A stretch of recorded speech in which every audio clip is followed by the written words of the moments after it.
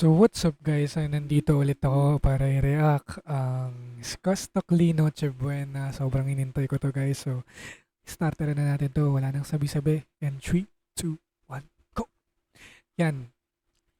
So guys, excited talaga ako dito pero sige, G, wala na ako yung masasabihin. Himayin natin guys.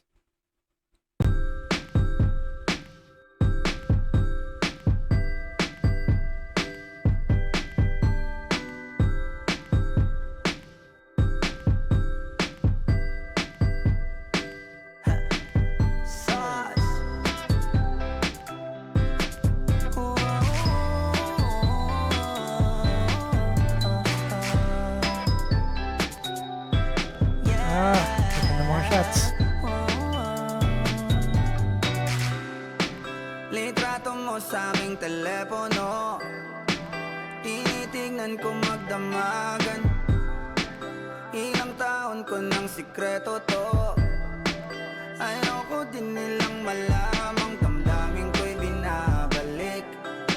Sa ating nakaraan, sa tuwing dumadaan ang batang nangangaroling, magkukunwaring parang walang narinig, pero nakasilip sa bintana. Nakahawak ka sa aking braso tapos sabay tatawa. Isa yan sa mga masayang naalala. Ayokong buksan ang mga regalo kung wala ka. Wala ka, ayoko nang mag-imbita. Mas pipiliin kong mag-noche buenang mag-isa. Malabo rin naman kasing mapapunta kita. Hanggang ngayon hindi pa rin sanay na nagpapasko nang di ikaw ang kasama. Kaiyak na pakaiyak, ilang Pasko nang di ikaw ang kasama. Kaiyak na pakaiyak, ngayong Pasko na namang di ikaw ang kasama. Damang Oops! So, imagine guys, if ever na gumagawa si Skostakli ng mga song, sobrang grabe talaga yung catchy niya eh. Si Skostakli kasi hindi natin may iwasan kung gagawa siya ng mga, kumbaga parang hook or lyrics, hindi ka talaga pwedeng hindi ka mahuhook eh. Tulad na lang doon sa mismong gawa na yun, wala siyang iniba ah. Wala siyang arrangement na iniba. Kung ano yung pagkakagawa lang niya na yun, is ganun pa rin siya ginawa, kinonstruct. At ang malupit pa dito guys, nakita nyo doon sa mismong pagkakagawa na yun, yung beat, yung rhythm, and etc. Siya mismong gumawa nun. Like, talagang mismong nasa isipan lang niya, wala siyang papel, wala siyang kahit na ano. Like, yung lyrics nga na yung Noche Buenang mag-isa guys, pumasok lang din sa isip niya and then nilapat niya na agad doon sa beat. Kung mapapansin nyo yun, balikan nyo na lang yun if ever. Pero, man, nung natapos, never talaga tayo dinidisappoint ni Skostakli the way na gumawa siya ng mga music. Alam ko alam ko rin eh, isa rin to sa mga ano eh, isa rin to sa mga naisip ko kung ba't hindi siya naluluma or hindi siya nakakalimutan din. Kasi iba talaga siya gumawa eh, kahit anong genre talaga eh. Wala eh. Hindi ko, wala, Skostakli yan man. Legit man, Skostakli yan. So, wala na tayong iba pang masasabi kundi magaling talaga siya. Actually, kahit ano sabihin natin, wala. Magaling talaga siya. So, yun, tuloy natin. ba Pasko parang di na. Wala akong planong magpabisita. Yung lungkot tayo kung ipakita. Please lang wag nyo na muna kung kakatukin sa aking bahay. Walang babati ng Merry Christmas. Nagdadalang hatid aming pag-ibig, hindi naghari. Yo! Aming pag-ibig, hindi nag-ari. Naghari, I mean. Di naghari. Yo! What a hell. Sige, ulit. Sige. Sa tuwing huling buwan ng taon, ganito lagi. Simula nung mawala ka, gabi ng Pasko, tanging hawak ko lang ay gitara. Madalas mapanaginipan, ikaw pa rin ang kasama. Ano bang dahilan para maghanda o magsaya? Kung wala ka, ayaw nang mag-imbita.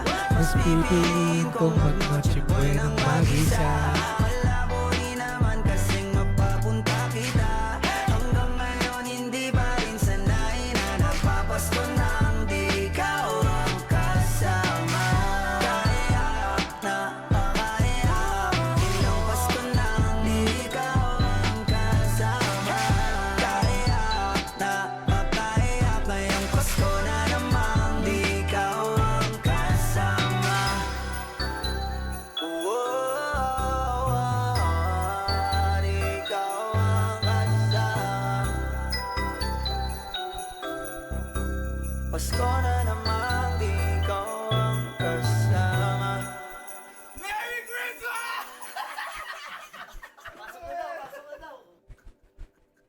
Kala ko,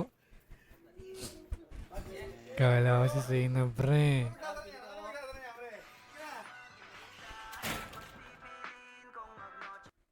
So, yun guys. This is Noche Buena by Scott Stockley. Grabe. Yung mga lyrics pag-construct, sobrang walang tapon, guys. Hindi ako magtataka kung bakit six, top 6 trending siya ngayon sa music. Music ba? Wait. Let me check. Oh, trending top 5 na actually. Top 5 na siya, no? If ever, sorry. Top 5 na siya ngayon. So, ayun lang guys. Masasabi ko lang ngayon, if ever na may mga family, friends, and anything else na mahal sa buhay, na kahit na anong malayo, treasure natin sila guys. Kasi doon mo lang talaga marirealize din talaga kung ano yung mga part na kulang sa'yo, doon mo lang din talaga marirealize na parang may kulang. Sa huli talaga pagsisisi. Pero at least, gumagawa siya ng music by itself, no? Para sa ating lahat, no? Yun lang. Ang gusto ko lang sa kanya na na parang wag pa rin niya kakalimutan na may anak siya. So, yun lang. So, this is M. Josh, MC Trevor din sa Tagumbayan City. Shoutout sa lahat ng mga family ko sa Tagumbayan City, Tagumbayan Earth, MC. Shoutout sa inyo guys. Kung di din dahil sa inyo, hindi makikilala si Trevor. And maraming salamat guys. GG's.